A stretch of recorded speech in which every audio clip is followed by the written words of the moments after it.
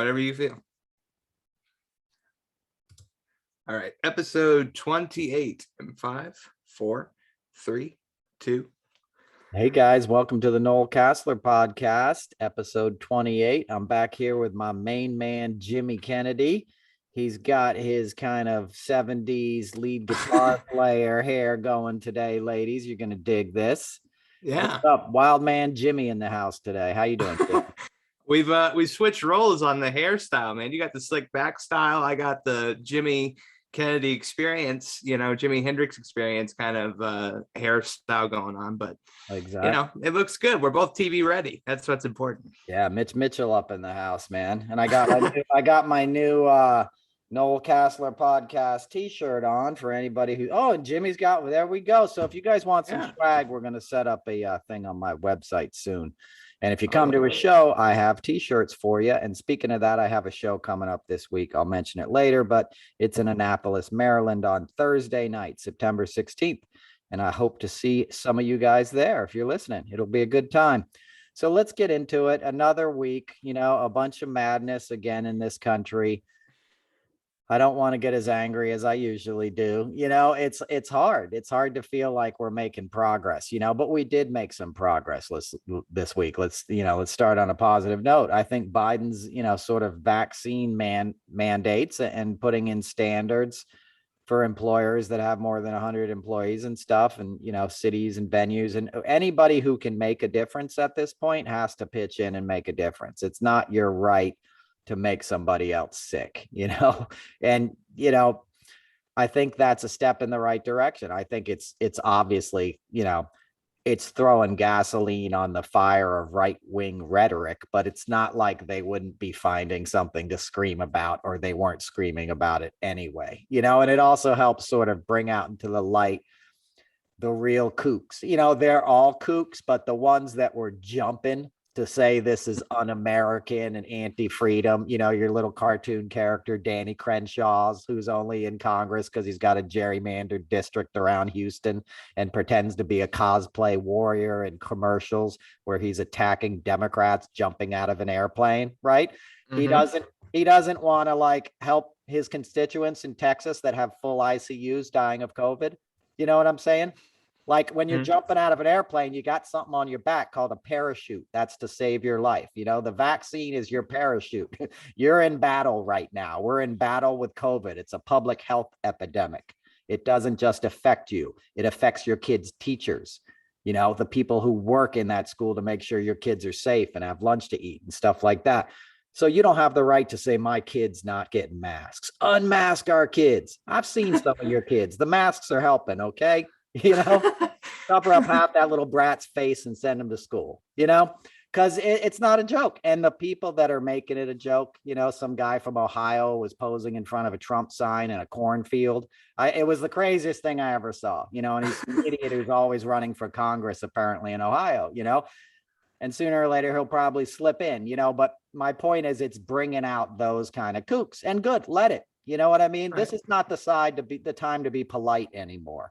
Okay, you're either in the way of progress or you're helping us recover as a nation. Because I think, I probably speak for a lot of people. We're sick of this. People are getting real fatigued, and it's not like we're sick of being smart about public safety and health. We're sick of the fact that we're still dealing with this because a bunch of idiots are listening to some really cynical people telling them they shouldn't be getting masked and wearing vaxxed and vaxxed. My good friend works at Fox News. Okay, he's been at Fox for over 20 years. We talk all the time. He tells me everybody in that building was vaxxed except for one guy who died. His friend, a reporter, died, right? Earlier this summer, at the beginning of the summer, he got it and died. But those guys are all vaxxed and wearing masks. You know what I'm saying? When you see a broadcast from Fox on 6th Avenue, the cameraman has a mask on. You know what I'm saying? Everyone who got in that building, from the script coordinator to the host on TV, has every opportunity to get vaxxed and has gotten vaxxed. Okay.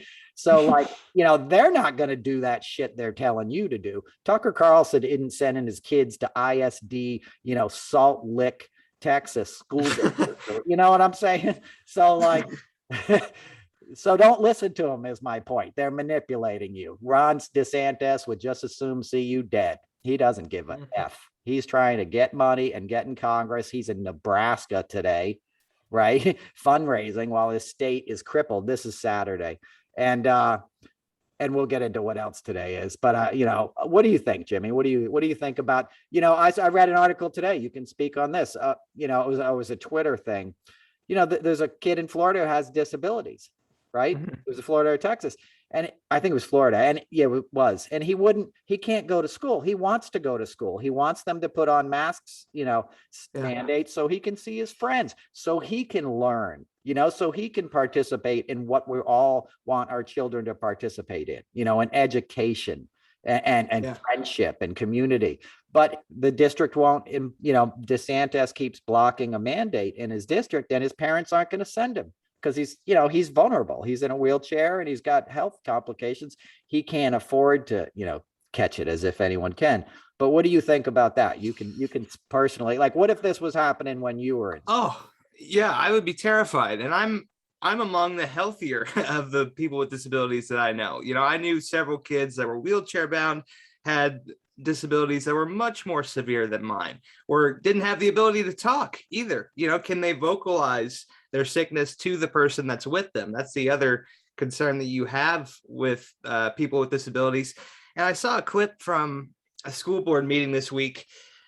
You had grown adults laughing at a teenage kid for losing his grandmother to COVID, and like just wanting the community to wear masks so that no more death had to happen in the community. And for folks that are saying the president shouldn't recommend medical choices, we had an entire year of that where Trump was batshit crazy going on TV in press conferences, and all Biden's trying to do at this point is to prevent further death. It's not even a medical piece of advice. It's like common sense. Just take the vaccine and it's over. I know. Yeah. It's a simple thing, and I'm glad you made that point. Yeah. Imagine, nonverbal students not being able to, tell their teacher they're starting to get a fever, or they don't feel well. That potential student could be spreading it, and, that's why you have to have all these safety things. Like, we shouldn't even be talking about it. And the other side is going to use it, as I say, like a cudgel. They're just going to beat their voters or their listeners or whatever you call these morons that are following this ridiculous dogma that's being like, these guys are, the stuff behind this is billionaires, man. They want you doing all this stuff because they don't want you paying attention to their pipelines that it's cheaper to leak oil out of than it is to repair. They don't want you getting hip to the fact that in Europe they power trains with windmills at this point, dumping no carbon emissions into the air. You ever been to Japan? Yeah, probably not. But, no. I got the opportunity to go there. Yeah, I've only been there once, but I was there with Crosby, Stills and Nash. And, they have bullet trains there. Like, you get on a train and like 2 hours later, you're in Osaka and you got in on the plane in Tokyo or something. Wow. You covered vast distances. Japan's a pretty big country comparatively. I mean, but we don't have that here. Do you know what I'm saying? Like, we're like, look, our highways are clogged now with like semi trucks, all these beautiful roads. I'm in the Northeast. It's the nicest time of year in the Hudson Valley. And I went up into Millbrook yesterday, which is a beautiful, area, horse country in the Hudson Valley. Gorgeous this time of year. Like Thomas Cole, if you know those paintings, Frederick Church. It's called the Hudson River School of Painters, Jimmy. And those were the first painters that put the US on the map with Europe. Because Europeans were kind of scared of the U.S. They didn't know what was going on here. And then these guys made these paintings of the Hudson Valley, which is just unique in all the world. It's this massive river with these palisades on either side and just old growth forest and all kinds of just cool trees. And it's just an amazing, beautiful place. And they painted these amazing pictures of it. And then those pictures found their way back to Europe. And the Europeans were like, oh my God, like that place is awesome, which is, it's either good or bad, depending on how you look at things. I would have liked to seen the Hudson Valley before any Europeans came here, especially the Dutch. But, that's not the ultimate point of what I'm saying.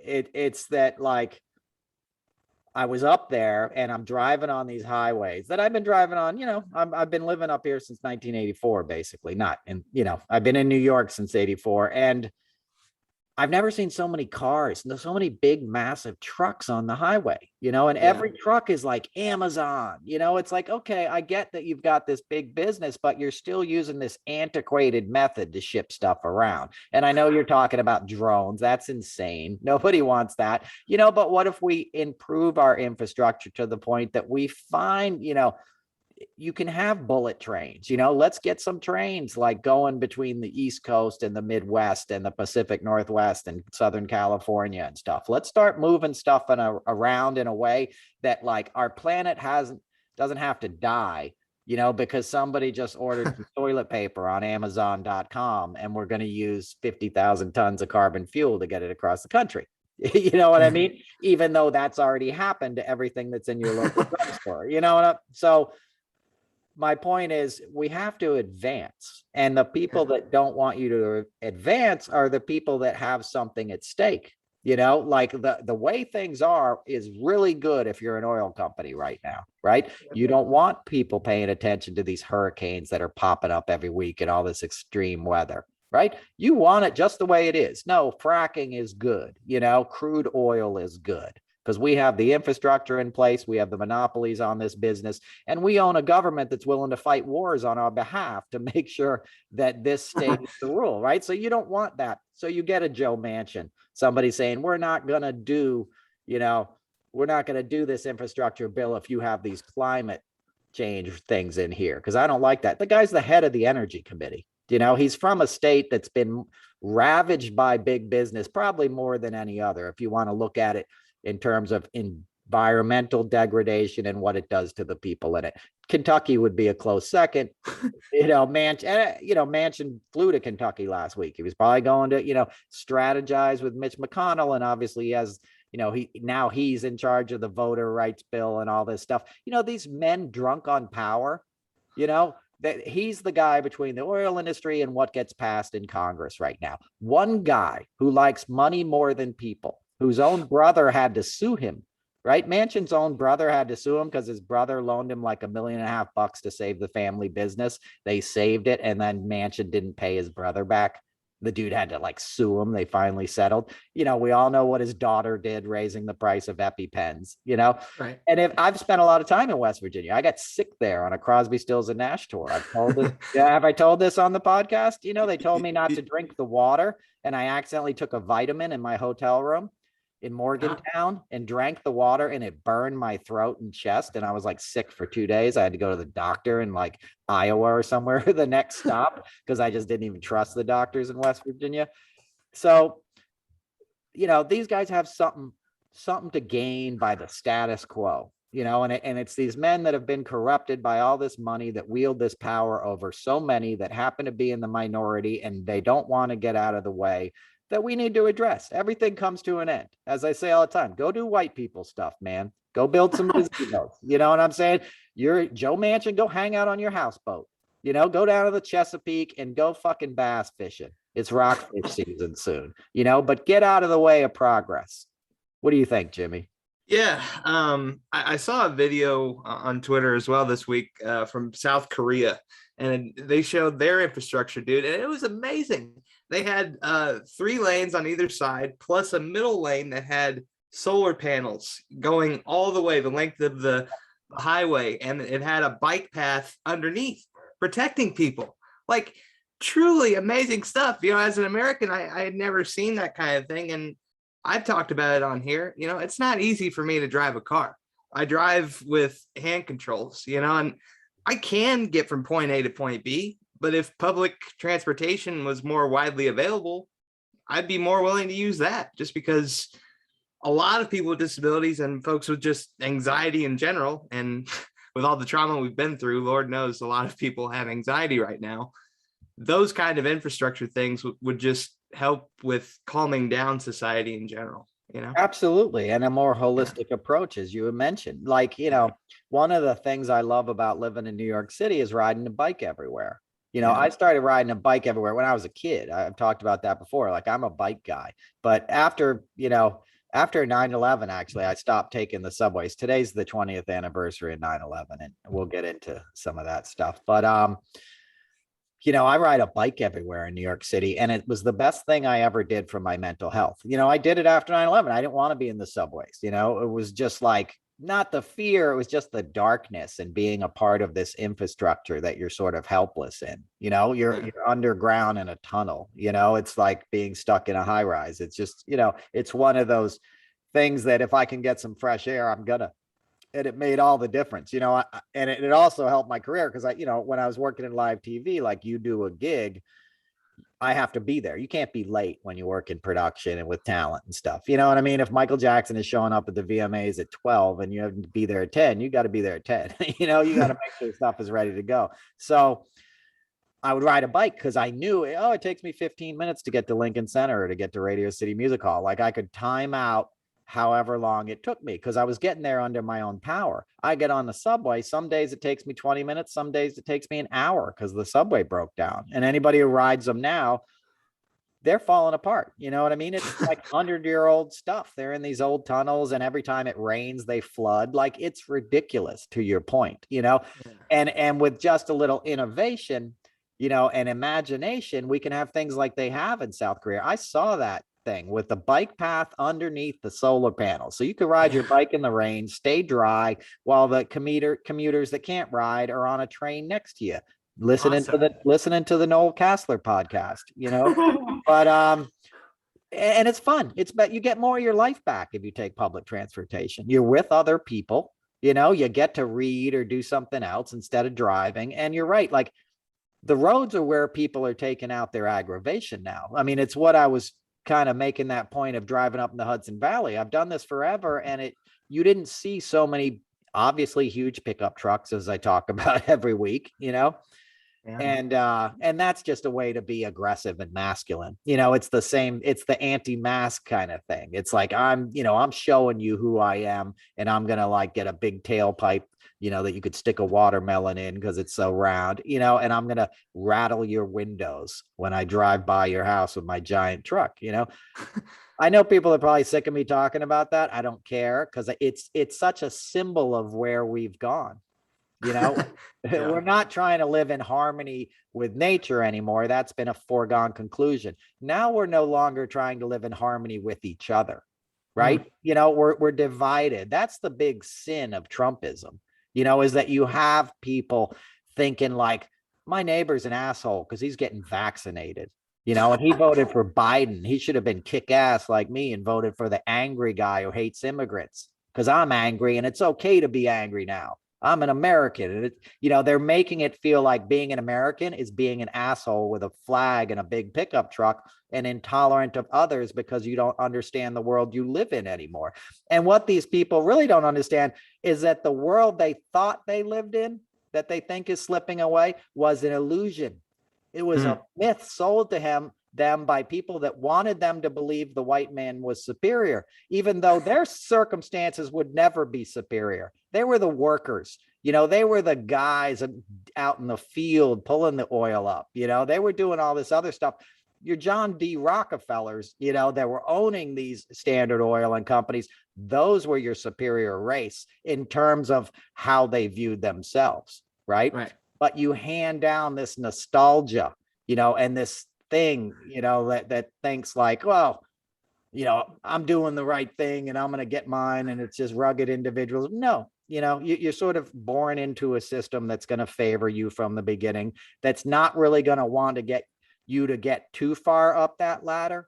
That's reserved for the elites, the George Bushes of the world, the guys that can go to Wharton and Harvard and Yale and, go to the right prep schools, which will feed you into that elite society. And then you join the right country club, and then you join the right white shoe law firm, and you do favors for our kind. That's the unspoken tenet of that, is like, once you come up in that system, you got to honor it. You got to respect the other people in the system. You got to choose your buddy's kid, even though, the African-American girl from Brooklyn is far more qualified, is better to have that job. But yep, you got to do the favor for such and such because that your kid's trying to get into, Buckley and their dad's on the board. This is the way it is, right? It's not just that way in sort of finance and,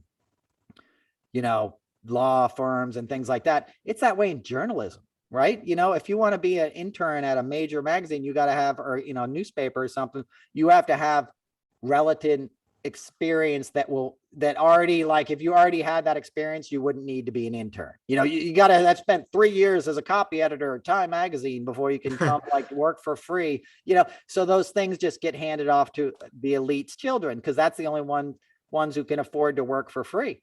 Exactly. When I started in live television, Kennedy Center Honors is my first gig I started on, very prestigious show, but we'd always get these interns that would like fly across the country, and like they'd work for free. And I remember asking one of them once, like, where are you staying? Like, you're from, LA and you're out here like work. They're like, yeah, I'm staying at the Four Seasons. You know what I mean? Like, Wow. their parents could pay them to like go do this job that was going to get them, in the right position in life. And it's okay to look out for each other, but when it becomes this defined system that's not based on merit, it's based on superiority. And then when the people who really have only one thing in common with that elitism, and it's the color of their skin, Right, but are willing to fight and keep others down to protect the protected class, then it just becomes this idiocy, irony, like Confederacy of Dunces thing that we're living in now, because now you got the dudes doing the bidding for Rupert Murdoch. Rupert Murdoch is sitting on his super yacht laughing right now, like laughing, right? Jerry Hall's feeding him grapes and somebody's massaging his feet while he's watching Judge Janine tell people like, people shouldn't have to wear masks on planes. What if you're feeding your baby yogurt? What are you feeding your baby yogurt on a fucking plane for? God, I've sat next to some bad people. I do not want the baby eating yogurt next to me maskless on a flight right now. That was her rant, like she was on TV. She's a weirdo, by the way. She's like 3 feet tall with a head the size of a pumpkin. Do you know who I'm talking about? She looks like a ventriloquist dummy, dude. Like, yeah, there you go. There you go. There. Yeah. Hey, wait, she is a ventriloquist dummy. They all are. That's my point. They're spewing out this stuff to the masses to keep their, these billionaires wealthy. And it's, well, you go, Jimmy. I'll rant more in a minute. Well, I could testify to that. Journalism, like needing connections in order to establish a career. Like, you have to understand, I grew up with a dad who was in the entertainment industry, played for 30 years in Indianapolis. All right. And then he worked for Bob and Tom Radio. They're a syndicated radio show, have been syndicated in multiple markets for, 25 years. I had to have that connection to get to where I am now, and I had a radio station at my high school that propelled me and put me ahead of people that were in college with me, like, you're only kind of where you are based on where you start. And fortunate for me, I had a lot of circumstances that went in my favor, and you have to play your hand as best you can. But that's where we talk about it every week, trying to level the playing field. And instead of having a Ted Cruz who's obviously educated, but is using that education to only better himself, we have to better the masses as opposed to bettering individuals. So. Yeah, exactly. To live up to our promise, to all the stuff everyone's going to talk about today, that you're going to see in 9/11 memorials, what we stand for, freedom, we will not forget. We shouldn't forget. It was a horrible day. I'm a New Yorker. I did an episode, about it with Greg Olear this week, but, and I'm not going to get into 9/11 specific stuff, but it's like, who are we? It's a good day to reflect because it's 20 years down the road. And if I had we're facing another challenge that's killing a lot more Americans than died on 9/11. Now, I'm not taking away from each and every one of those tragic deaths and injuries that happened after. We've had my friend who was a police officer. A lot of my friends worked on the pit. They ended up dying after. They're not in those names that'll be read today, but they were very much victims of 9/11, and look at what's happening now. You got 600,000 Americans dying, and they could take a vaccine. It's preventable. If there was a vaccine, like if you could hey, you could get out of this building right now, but you got to take a vaccine. Do you know what I'm saying? I mean, that's a harsh comparison, but you have to start thinking of things in those terms. If you gave any one of those people, and I'm sure a lot of them, could be the type of people that had they lived and not been in that circumstances would be sort of ended up voting for Trump. There was a lot of finance guys and stuff that went down in those towers, the same kind of guys that support Trump a lot, and some of them may be supporting this crazy, angry rhetoric now of not taking masks or vaxes. But what if you ask those people, hey, you can leave, but you got to take a vaccine. Otherwise, you're facing, imminent death, potential death. Those guys had no choice. They were going to die tragically. And it was the most horrific thing that our nation has experienced in a single event, right? And it happened before all of our eyes on television. This is a slow motion 9/11 that doesn't produce dramatic footage every day, but has killed gazillions of times more Americans. And you have a big chunk of the country thinking like they don't have to do anything about it. And not only do they not have to do anything about it, they'll walk up and cough in somebody else's face in a supermarket because they're mad that you're doing something about it, right? We would twist the arms so hard of somebody who showed a similar lack of respect to a 9/11 family or widow. What if you went up to the widow or the son of a fireman that perished that day, those brave heroes, and started mocking them in that way, pulling out a cigarette lighter or fucking, throwing some bricks on the ground and being like, ha ha, you know what I mean? He died in fiery wreckage, a whole entire building, people jumping out of their windows like that. The stuff was real, Jimmy, it was horrific, horrific stuff. Right. And we treat it with the respect it deserves when it comes to 9/11. But this thing, we allowed cynical people to divide the nation. We allow Facebook to put like anti-vax disinformation constantly. You wouldn't even have anti-vax stuff in the American population without Facebook. That's all 100% on Mark Zuckerberg. That's where it spread. And the Russians were setting this up 10 years ago when it came out. That's when all this anti-vax wackadoodle stuff started. It used to be like, a vax, hell yeah, give me that. I don't want polio. What I mean? It's a 2-second shot. What do you think it's going to do to you? You don't question what you're putting in your body in other ways. You're sitting there eating Hot Pockets, you know what I mean? Drinking a Diet Coke, watching TV with a cell phone full of radiation next to your balls 20 hours a day, sitting in your pocket. Right. And you're not worried about what any of that's going to do. Any of that for-profit stuff that is being made by corporations that have shown they don't have people's best interests at heart pretty much 99% of the time in the history of commerce and capitalism. Right. But all of a sudden, this thing, you think you know better than Dr. Fauci. You think the My Pillow guy or Donald freaking Trump is going to give you better advice. The guy who's spending 9/11 doing color commentary for a wrestling match, right? And according to Bill Crystal or Charlie Sykes or somebody, is like, Don Jr. said, hey, I think my father's going to reveal what Area 51 is tonight on the boxing match. Get pay-per-view here. Can you imagine that kind of grifting? First of all, Trump's not going to, you know what I mean? I don't know if that's real. I saw it on Twitter, but it sounds like exactly what a Trump kid would do. Like, because they're getting a piece of it, right? He's doing that because all the MAGA guys are going to download the fight. And I think it's like Evander Holyfield or somebody, right? Who's fighting or somebody, right? It is. Yeah, Evander Holyfield at retirement age is going to box again. No. So, I met Evander Holyfield in 99 at a Sports Illustrated, like 20th Century Greatest Sports Heroes event we did at the Garden. He was retired then. Right? That was 23 years ago, 22 years ago. He was retired then. And I saw his ear with a little chunk missing. Like But that was 20 years ago. Do you know what I'm saying? Like, how old is he? Because I'm 50, and I was 30 at the time. Like, how old is he? But whatever.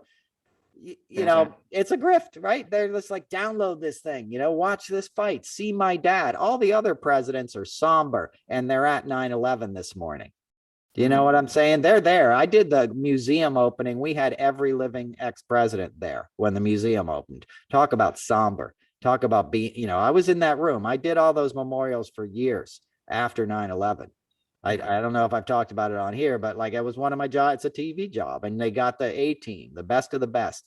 My friends, I won't mention their names, but my friends still handle it. They're there this morning. I had to stop doing it. It was too much for me. I came back and did the museum because that was a big one. But I did it for years after 9/11, and the emotional toll, listening to those children read their parents' names was just, for hours and hours and hours.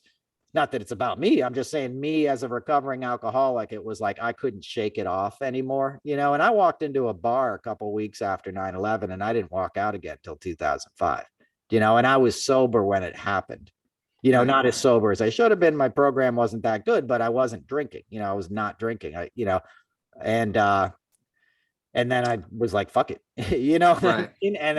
And I'm not the kind of person who can say that. It takes me years to get back on track, so my point is it's a heavy event and for everybody, especially New Yorkers. And who's not there? Trump. Not that he was invited, which is, I'm sure, why he's doing the boxing thing. I'm sure they're like, there's no way you're coming here, dude. Like you're not invited because you didn't do anything to help. His kids weren't out there handing out water and stuff after the attacks. I don't even think he was in New York. I know there's that famous thing where he was calling into the radio station and saying he has the largest towers in Manhattan. Now, I'd heard from somebody he was down at Mar-a-Lago with another couple that weekend. So, and who knows, it was, it was a Tuesday morning, but and they did shut down flights. You could look it up, but like anything else, he creates his own myth. Last week, he was saying that firefighters pulled him out of the way when 50 World Trade Center fell or something, as if he was just standing there with bodies and rubble falling all around him, and then the firefighters had to be like, get back, sir. Another building is coming down. And it took two of them, one on each arm, to move the solid, rippling muscle that is Donald Trump, right? He was nowhere near it. There's no bigger coward. The dude lost a fight with an eagle. Do you know what I'm saying? And an umbrella. And there's a famous clip of him on the campaign trail when it sounded like gunshots. You never saw somebody move so quick. Duck, like Reagan sat there and kept waving when he got shot. Trump hears somebody pop a balloon and he's pissing himself, and hiding behind old women. So that's, they're cowards. They're a family of cowards. We don't have to rehash that. He's the king of cowards. His grandfather literally got kicked out of Germany for refusing to serve in the Bavarian army. That's some cowardice shit, and they tried to go back and they're like, you can't go back. You didn't do your duty as a citizen. And that's Trump, right? He exploited 9/11. He took 9/11 relief funds. He wasn't paying his taxes during all those years, right? So he wasn't paying his part of the bill that America had to pay. To undo that damage that New York City had to pay to rebuild that our federal government, that your grandkids' grandkids are going to still be paying for it, Jimmy. Not to mention all the money that went into the wars that we just ended one of them 2 weeks ago, right? That went on for 20 years that had really nothing to do with 9/11. Nobody there was an Afghani, who was like training. It was all BS. And we all know that, but it was a knee-jerk reaction, and it was the expensive, profitable reaction. And it was the easy one to get everybody like, rah, rah, now we're going to go kick ass, And the same people that were saying that were like, Biden sucks. He pulled out the wrong way. It's like, just, they'll flip the coin on either sides and see how they can make money off it. Do you know what I'm saying? Yeah, they talk out of both sides of their mouths, the GOP, the Trumps, and the dogma of the right. It used to be my country, love it or leave it. Right? You don't like it, you can get out of here, bro. Right? And now it's like, don't comply. Don't take a vaccine, There was all this like disinfo about the military. Like on Twitter this week, there was all these things where like, I need to desert tomorrow from the army because they're forcing me to take a vaccine and it's it's against my constitution.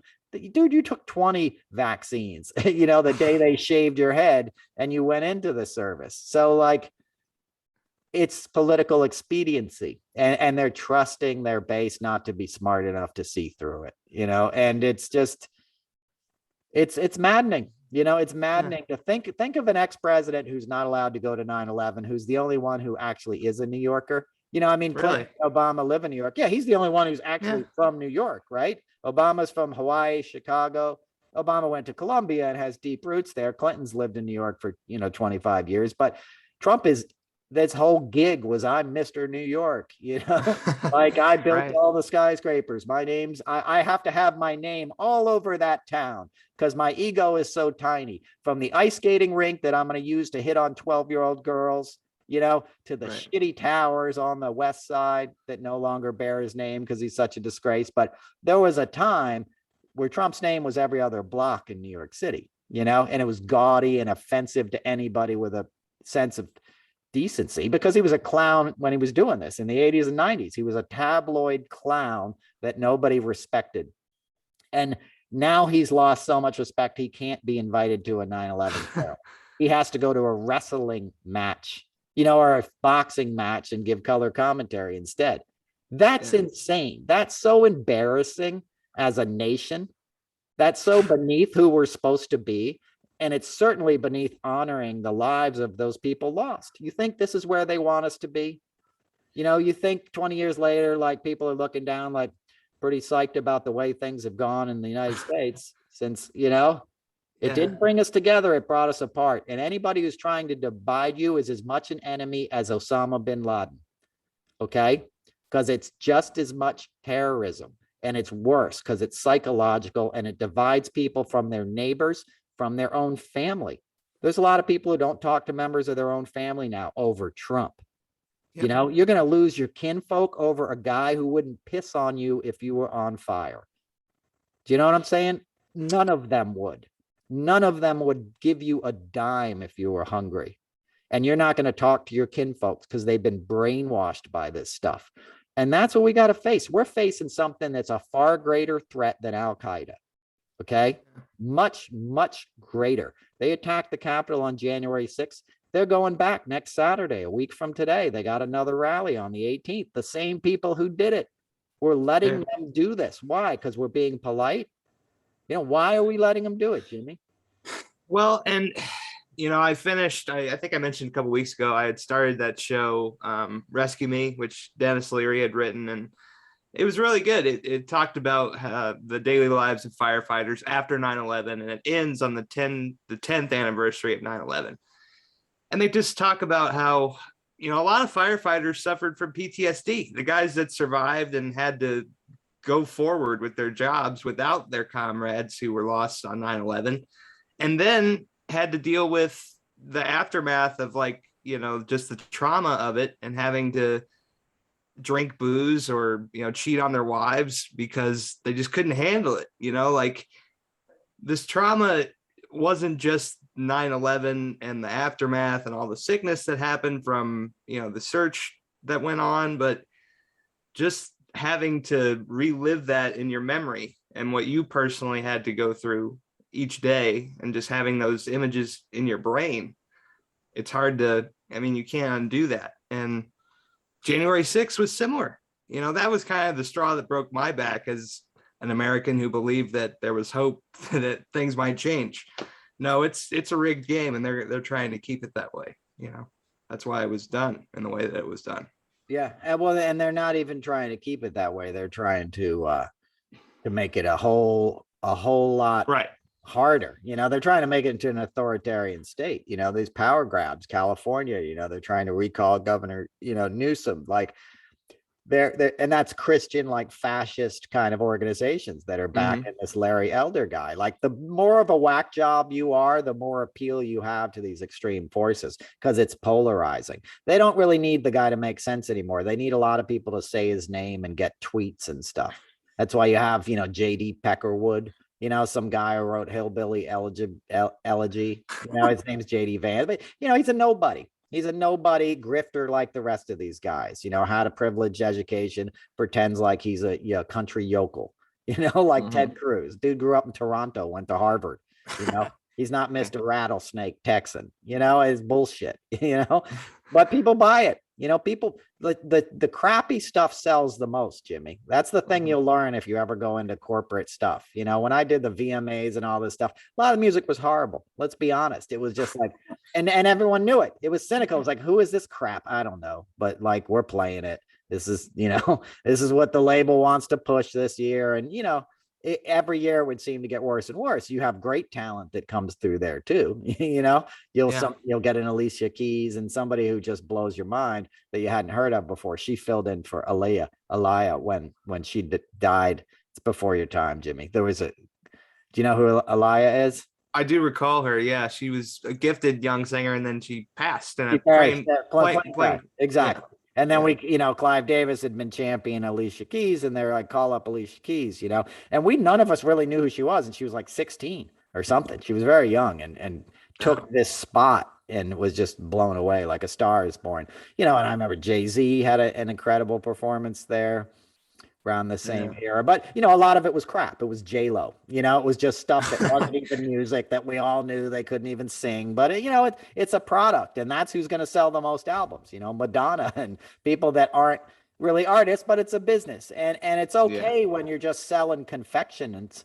Pop music is just confections. It's just something to make you happy and good. Politics is not, right? Politics is life and death, because this is what happens when people don't take it seriously. When you let rodeo clowns run for president, you don't want that, and you certainly don't want somebody like a Ron DeSantis, who's acting. He does all of Trump's accordion moves with his hands, and he points his little finger, and he tries to outdo himself to be especially cruel, especially to the vulnerable, because he knows there's a sadism that runs through America. There's a thread in America that's very sadistic. And it runs through a lot of white America and a lot of Southern white Americans, and people want to deny that. But after church on Sunday, people would go to lynchings and they'd bring their children and they'd bring a boxed lunch. They'd bring a picnic lunch. And this is not 100 years ago. I'm talking like 60 years ago, 70 years ago. So there's people that like cruelty, especially if they think that cruelty is being meted out to people that they already resent. So a Ron DeSantis, who didn't take the $375 per child food, like supplement money that was coming from the federal government, he hasn't applied for any of it. All these other states are doing, taking this money to make sure kids don't go hungry in this difficult time. And he's not taking the monies because he wants kids to go hungry. He wants people to be desperate, because if you get desperate and you get angry, you're easier to manipulate. That's what terrorists do, right? You get people to strap bombs onto their bodies because they think they have no future and they see their other family members suffering. And then you point at a building and say, that's the reason your little brother's going hungry and your dad died, and you need to go in there and stop it for the good of our people. That's what Trump and these guys are doing. That's what January 6th was. It was a terrorist attack where you manipulated people into believing they were doing the right thing. That's what you have to understand about this stuff, is that the people who do this think they're doing the right things for themselves and their families. Those guys thought they were patriots. They believed this shit. This wasn't Woodstock 99 where it was just a bunch of knuckleheads like, hey, let's fucking tear this stuff up and light it on fire. These guys all thought they were being commanded by their commander-in-chief to attack the Capitol because he told them to, right? And Michael Flynn egged him on, who's a general and did it in the trappings of militarism, right? And he made them feel like they were soldiers. And you feel like it's an official when you see a guy there on stage and the White House is in the backdrop. When you're there with a crowd of people and everyone's got the flag that you've been told to salute and put your hand over your heart, and all the propaganda and all the t-shirts and all the people that you grew up with in a town told you this is who we are and this is patriotism. Those guys pretty much thought they were kind of avenging 9/11, right? Because Trump sold the whole Republican Party. We're the party of law and order and military and gods and guns and freedom and screaming eagles and stuff, right? They're the most unpatriotic, right? But they're manipulating people, just like a terrorist is the most un-Islamic of those faiths. We try to say, oh, it's Muslim terror. No, Islam is a religion of peace. Those guys have co-opted the religion to get people to do violence in their names. Right. They're doing that in Osama bin Laden's interest because he wants to be the leader. He's a rich Saudi. He grew up with a super wealthy family, which we flew out the day after 9/11, by the way. Let you know how wealthy they are. It's like, all right, guys, get on a plane. We'll make sure you get out of here safely. Right? because he was a rich guy, but he was exploiting poor guys, right? That's what happens. Rich guys get poor people to do their work for them, you know, and they get so drunk on power that they get people to like kill people for them. You know, that's what happens to dictators. That's what they do. You know, you can go all through history, and Trump is acting upon the same psychological framework, you know, the same mechanics of hate and evil. And when it gets organized and when it has the power behind it that we've never seen before. Okay. Social media is like nuclear power. You know, it's beyond anything anyone could imagine. Hitler had newspapers and radio, right? And speeches in person. And he was able to basically get a whole country to commit atrocities, right? Now you got 24 hours a day. You can log on to Facebook and see some like thing that looks real to you, you know, and there's the My Pillow guy telling me to drink horse paste. And there's Joe Rogan. He's taking it too. Must be good. He looks fit, you know, but it works. And it's so powerful. We don't even understand it yet. But we're getting a glimpse that it's not safe, right? And especially if it's abused, right? You know, nuclear power, I'm not a fan of nuclear power, so I won't make that analogy, but it's one thing when you're attempting to use it to power a city. It's quite another thing when you're attempting to use it to blow up a city, right? And that's how you can view social media. You know, it's one thing to connect with your high school friends and play Candy Crush. It's quite a separate thing to say, let's all meet in DC on January 6th and fucking kill the vice president because we want the fat guy to stay president, you know? Yeah. I mean, because he's telling us to do it. Yeah. You mentioned how a lot of Southern America in the South, they would, you know, go to a lynching on Sunday after church. I'm not comparing it to this, but a lot of America, what do after they go to church on Sunday? They watch football. You know, that's controlled violence and a competitive thing that the NFL puts on. And if you watched college football, Notre Dame played Florida State in Tallahassee, not a single mask in sight, you know, and the Tampa Bay Bucks opened the NFL season this past year, or this past week. You know, they had the flag, the flyover. They had all of the things that you need to trigger MAGA when they're watching the football game. You know, it's the same psychological stuff, just in modern day. Exactly. You know, exactly. And it's like, hey, don't worry, you're doing the right thing. We got flags here. There's 4 vets down on the field. You're good.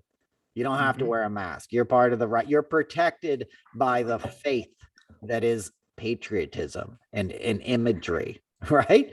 No, you know, that's not what makes us strong. What makes us strong is welcoming immigrants, you know, and making sure kids are fed in our communities, you know, and making sure the kid in the wheelchair gets to go and participate along with his classmates, right? Not as a way to be good to make us feel better about ourselves, but to make ourselves better, right? You know, like what does that kid have to offer that we don't know yet because he's not getting a shot at an education, right? Stephen Hawking's in a wheelchair. Was, you know what I'm saying? One of the great geniuses of our time. Like, you don't deny anybody, is my point. Same with immigration. Who's trying to come across to get a better life that's going to change this place for the better, that's going to cure cancer, you know, that's going to figure out a way to like power, you know, a city without digging into the side of the mountain and getting coal out of it. You know, we need the forward march of progress. We don't need people to stay locked in to mental imagery that divides them from the rest of the world and humanity. And, you know, I know you were talking about stadiums and stuff. That blew my mind. You know, we haven't done an episode since the college games last weekend. And I was like, oh my God, we're all going to die. Like, this is insane. You're at UT Austin in a stadium with 80,000 other kids screaming at the top of your lungs. Then you're, you know, for 4 hours, then you're going to go to Kegger, right? Then you're going to make out or you know what I'm saying? Like, how much stuff was spread just last weekend, right?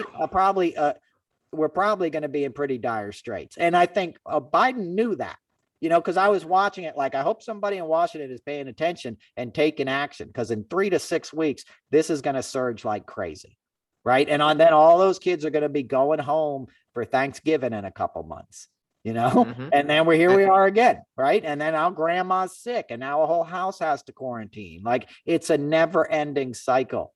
And, the fact that just happened boggles my mind, that you could not only be unmasked, but like not proof of vaccination to get into a stadium and stuff. Like, that's insane. Well, and I believe to this point, the Colts aren't going to mandate vaccination, like the NFL for its players and the folks that they employ are required to have a vaccine. But as far as fans, it's going to be a super spreader event at Lucas Oil this weekend. I want fans there, by the way. I was on the field. I want this to happen. But it's we can't have it if it's going to be hurting people. Like, it's a public health problem that we're facing here, but it's at a point where, it's just, it exponentially gets worse with each week. It's amazing. Right. And people don't care. It's like almost like not caring is the new black. You know what I mean? It's a fashionable choice. I've spent a lot of time, or not as much as you have, but Lucas Oil is one of those stadiums I'm familiar with from doing the Super Bowl and the Jim Irsay games. So I could just walk in there if I had a ticket tomorrow. I don't have to show a vaccination card or wear a mask. And I can they strongly recommend masks, but they're not requiring them. The NFL as an employer for players and the staff, they do require that. But as far as fans and the tickets, my understanding is that they're not going to require it. So right, we'll see. Sitting around the pickup truck for 3 hours before the game and stuff, no masks. Hand me a beer. The guy's making the hot dogs and the brats on the grill, coughing on them and stuff. Well, and here's another thing, though. Like, you were talking about the kid with a disability who can't go to school. The thing that gave me my passion for broadcasting was doing my high school football games on Friday night, and if you have a full capacity crowd, the kid with a disability who might be the broadcaster probably isn't going to feel comfortable doing a game that night. Like, we're not allowing kids to find their passion. That's the other tragic part of this. Is like, there's so many, you were talking about it, there's so many gifts that these kids need to figure out for themselves, but they don't have the opportunity because government's getting in the way. Yeah, we're losing progress. We're losing the forward march of progress as a human, as a people. Right. And that's what they sort of want. It's the same thing. Like, hey, let's let them have football again. Maybe hopefully Broadway never opens up. You know what I'm saying? Like, right. There's certain arts that people aren't, they're not concerned with, because you go to a football game, you get all the right stuff, right? You get the flag, you get the vets, you get the, little kind of like that modern country music that I always make fun of. That's just pure propaganda. I'm on a red dirt farm, like, no, you're not. I've been to those places. You're going to Taco Bell, and Walmart and stuff. You're not like catching catfish and frying them up on your back porch, playing your banjo, in the moonlight with all these chicks, like that. It's always is, Do you know what I'm saying? It's always the imagery of girls and date, and you go there and like, dude, that's not what any of you guys look like, first of all. Right? Like, and you're listening to you're listening to rap music, like, and I know they listen to the party rock stuff, Nashville crap now, but it's not even, I love country music. If anyone ever gets the impression I'm not into country music, you're so wrong, because I love that stuff. And I think of it more as Americana, it's just American music. And, this Nashville kind of thing. It's not even country. Like, if you listen to the music, the guitars, they're all distorted and stuff, from a technical, it's like pop rock, it's not, exactly. There's no steel guitars. There's no like, and there's no sense of, soulfulness, like, George Jones, these guys, you could hear the pain in their voices. These guys are just like, yeah, it's party, like like what. A lot of it is like, and the star has to be marketable, like, and this isn't, I think she's a talented person. Taylor Swift made it where country is pop and you have to have a certain look and approach to what you do, right? I mean, I don't know, the music industry has become very about looks Right. and different things outside of just the sound, you know? Yeah, Taylor Swift is awesome. By the way, I've done a She's gazillion great. shows with her. Super talented, super incredible. I did one of her first major shows, which was like she was on the tree lighting for NBC, and she had the Swarovski crystal, guitar, and she did like the we do 2 hours of that show, like a regional and a national one, and she opened it up, and like she wasn't a big star then, and then 2 years later she became the biggest thing in the world. And I did VMAs with her, and I did a Victoria's Secret runway show with her, with all the models, and she was prettier than the models. You know what I'm saying? Like she held her own, with all these Victoria's Secret angels. Not that show would even happen today. The last time I did the show, I was like, how is this even happening in this post Me Too movement? I think it's finally done forever. It was pretty terrible show, but she was great on it. My point is, and after the show, she gave gifts. Her mom had like gifts for everybody and stuff. She is a class act, kind person, and a genuinely talented, songwriter. She's writing from her heart, and she means it. She's not somebody who's like cynical. She puts her money where her mouth is. She's spoken out politically a bunch in the last year and a half, and that takes balls. I worked with the Dixie Chicks when they were just starting out. I did a show called Sheryl Crow and Friends in Central Park, and they had the #1 record in the country that week. This was in '99, and I worked with them, and they actually were like, "Hey, you're great. You should come on the road with us." And it was long before I toured, and they were too pretty. But it was like hard to talk to them. You know what I mean? But same with Taylor Swift, But sure. My point is, they spoke out and lost their careers. So everybody in Nashville knows it. So when you see somebody who's in modern country music putting their money where their mouth is, like a Garth Brooks, you can believe it. And Garth Brooks is another great person. That dude is a nice guy. And he's I did a few things with him. I even did the Chris Gaines thing. If you know what Chris Gaines was, he tried to be an Australian rock star at one point and cut a whole album that's pretty good. But like he had this alter ego thing. You don't know about Garth Brooks? No, I don't know. I'm gonna have to look it up. Garth Brooks is a cool guy, man. And there's a documentary on Netflix about Garth Brooks. You should watch it. He's a very cool guy, and he came to Barack Obama's big concert for HBO on the Mall before he got inaugurated. And he also wrote a sort of like anti-racism song after the riots after the Rodney King verdict, as a country artist back then, when things were still very like kind of segregated almost in music. He wrote this thing, and it was controversial. And when he was performing at the Super Bowl, they didn't want him to sing it. And he's like, I'm not performing if I'm not singing this song. And he said that like the day of the show, like dressed and ready to go. And they're like, the network doesn't want you to do this song. And he's like, well, then I'm not doing the gig. Good and that's putting your money where your mouth is, because something bigger is at stake. So you'll see artists do that. And when they do, they're the real deal, especially if they've already been rewarded handsomely. And that's what music has. It has the power to change our lives, and we'll wrap it up here in a minute. But, I got to see all those things because I was coming from a place where I wanted something better, and for myself, right? I wanted to be like you said you had, some connections that got you into this thing as journalism.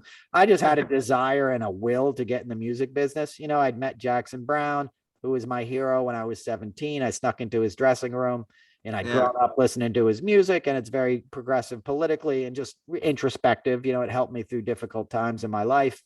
So it meant something to me. And I wanted to be a part of things that mean something, like I saw Springsteen in 1984 too, who I later got to work with, a bunch of times. And, he was telling this story. I was standing in a stadium with my uncle, and we were on the third tier of the old Giant Stadium, way up there in the sky. And this was actually 85, right? It was August of 85 when he had just finished the Born in the USA tour. So Springsteen went from like someone who was kind of big, but not huge, to like the biggest star in the world. And then he came back to do like a 5-night stand at Giant Stadium, which was like this glorious homecoming. And I got to go the first night. My uncle, who worked at New York Magazine, took me. And, we got some tickets in the parking lot, scalped them or something. And I remember standing up there, as he's playing this concert, and an hour and a half into it, he starts telling this monologue, this story about like a real intimate thing about his father when he was going to get drafted into Vietnam and he had to go take the physical. And his dad was like, yeah, when you go to the army, they'll make a man out of you, you hippie. You know what I mean? I'm glad you're going in there. And then, so he tells this story and it's really intimate, and I get the kind of goosebumps at one point, and I'm like, damn, that's kind of personal, bro. I don't know you that well, right? Like I get this feeling like, whoa, you're revealing so much to me. Like, are you sure we're cool like this? Because we just met. If you've ever met somebody who kind of tells you something too personal right off the bat, you get this weird feeling. And I got that feeling, right? And then I looked around, and I realized I was standing there with 75,000 people. Right. I realized this one guy who was a tiny little speck down on the stage was able to share something personal from his life, something vulnerable, a key moment. And he was tying it into some art that he wanted to communicate to you about love and family and relationships, and it made me feel that way. And I realized, man, there's 75,000 people here. This guy just gave me goosebumps. I'm like, whatever that is, I want to be a part of that. Whatever that magic is that can make us all feel connected in these moments, in the subtler ways, I got to be a part of that, and it's not just the guitar solos and the bombastic drums and the incredible songs and orchestral kind of arrangements. Sometimes it's just a guy bearing his soul to you, and that's the kind of thing that we come together for. And that's what we want to connect to. So, I had that feeling when I was a kid. I snuck into Jackson's dressing room, and then I was a waiter basically. And Jackson had given me a few backstage passes, and I saw that there was this world behind the scenes. And then I worked as a waiter at this barbecue joint in Maryland. And the guy's wife who owned the restaurant is still a good friend of mine to this day and a big person in TV. I won't say her last name. But I don't say anybody's name anymore in the show because I get too many death threats and stuff. I will say happy birthday, Jeff. My buddy Jeff is an early supporter of the show. Happy birthday if he's listening. But I'm not going to give out anybody's names ever on this show. But so this woman was from LA and we're in Maryland and working at this restaurant. She's like, yeah, I work in live TV. I'm a production coordinator. Come and be like a PA. This weekend they're in town for the Kennedy Center Honors. You'll get to see what it's like, and we're going to do this other show too for Disney while we're there. And, I ended up running back into Jackson Brown. I was like, wow, you can run into like rock stars backstage at these TV things. Like, and I saw that the access was a lot easier to talk to people when you're already in the green room with them, backstage than it is when you're waiting outside of a concert or something, and I got there and I was like doing whatever chores. And then I was backstage and somebody said, here, take this and go stand on that riser. And they handed me a French horn, right? And they said, go hold this French horn and stand on that riser. We got to do camera blocking, right? Have I told this story on the show before? Parts of it. Yeah. Of the Aretha Franklin and Billy Preston and stuff? Yeah, you have before. I remember. Never mind, guys. So you remember, and I saw Aretha come out and like give this performance that, again, I got these goosebumps. I saw truth and I saw something that I probably wouldn't get to see in normal situations. I don't know if somebody's listening to this show like that hasn't heard this story. I better tell it again, Jimmy, because if you want to, we can. Well, do you know where it is? Do you know what episode to go tell them to listen to it? I don't know the exact number. Right, so that's a mess. So here, guys, if you care, I'm standing there. They said, go sit, hold this French horn, right? I don't know what I'm doing. I'm here with these other extra kind of people, and they're doing camera blocking. All of a sudden, Billy Preston comes out from the left, right? Aretha Franklin comes out from the right, stage right. Then they put in the Washington Gospel Choir, and they do a take of a gospel song, right? Yeah. They're trying to pay tribute to Marion Williams, a great African-American opera singer. I think I got her name right. And they do a take. It's not good enough. The director's like, hey, can you try it once more with feeling? And Aretha comes out and is just like taking, lightning bolts down from the heaven and throwing them on people. Because now she's like kind of mad and wants to show you like, all right, you want the A game? Here you go. Aretha's A game. And Aretha's A game was like not the territory of mere mortals. Do you know what I mean? It was people that were clearly gifted with something that most of us don't even glimpse in our lifetimes. And she was sharing it, and she was sort of giving it out freely in heaping doses. And it had us all crying, because it was just, you're seeing the truth, you're seeing the spirit and soul, and it becomes a celebration, and an idea that there's something bigger than us, and there's something that we can all believe in, and there's something that can lift us all up. We just have to tap into that spirit. That's why churches have choirs. That's why people come together on Sunday to sing together and rejoice. We're stronger together than we'll ever be divided. Okay. And anyone who tells you that the other is your enemy is lying to you. Even the other, in terms of my perceived enemies, in terms of political stuff, these guys aren't my enemies. They're brainwashed. A lot of them don't stand a chance because they're products of an environment that really doesn't give them any other options than believing the crap they believe. I don't mean the guys perpetrating it. I mean the guys that are falling for it. So ultimately, we're all going to come together. We'll realize we're one, and we're going to make this a better place. Okay. That's enough of a lecture harangue for this week. Thanks for listening again. Episode 28. Jimmy's going to plug his stuff now. jbkonair.com. That's me. You can follow me on Twitter and Instagram, jbkonair. Thank you. And I'm Noel Casler, noelcasler.com. And I will be at the Rams Head this Thursday night, September 16th. It's an 8 p.m. show. It's a $20 ticket. Everybody's going to be masked and vaxxed, and it's going to be a lot of fun. I got a cool opener. Good friend of mine, Peter Sullivan, really funny comedian from the DC area. I'm looking forward to hearing him. So come on out. It's going to be a good night. I know it's a school night. Won't go that late, but it'll be a good time. And they got crab cakes, beer, and all kinds of good stuff there. So come on down. Until then, we'll talk to you next week, and be safe, everybody. Thank you.